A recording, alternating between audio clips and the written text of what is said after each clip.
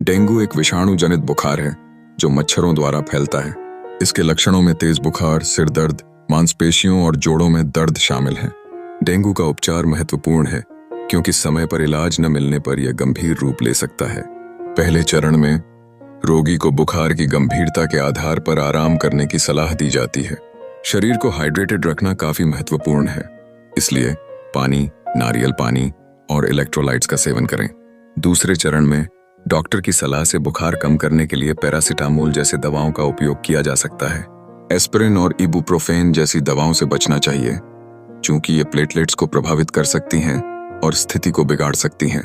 विशेष रूप से डेंगू के दौरान ध्यान दें कि आपको अपने शरीर के तापमान की निगरानी करनी है और बुखार की स्थिति में तुरंत चिकित्सक से संपर्क करना चाहिए। तीसरे चरण में यदि डेंगू की स्थिति में सुधार नहीं हो रहा है तो अस्पताल में भर्ती होना आवश्यक हो सकता है। रक्त परीक्षण द्वारा प्लेटलेट्स की मात्रा की निगरानी की जाती है। प्लेटलेट्स की संख्या में भारी गिरावट का अर्थ है कि रोगी को अधिमानतः अस्पताल में देखना और कुछ कड़ी चिकित्सा की आवश्यकता हो सकती है। बुखार ठीक होने के बाद कई दिनों तक आराम करना और पोषण युक्त आहार लेना जरूरी है। ताजे फल, हरी सब्जियां और प्रोटीन युक्त खाद्य पदार्थ जैसे दाल और अंडे का सेवन करें। दवाओं के साथ रोग प्रतिरोधक क्षमता को बढ़ाने के लिए विटामिन सी और जिंक के सप्लीमेंट्स लेने पर विचार करें। समझें कि डेंगू का उपचार केवल बुखार और लक्षणों को प्रबंधित करने के बारे में नहीं है, यह आपके स्वास्थ्य को पुनः प्राप्त करने और भविष्य में इस बीमारी से बचने के लिए भी महत्वपूर्ण है।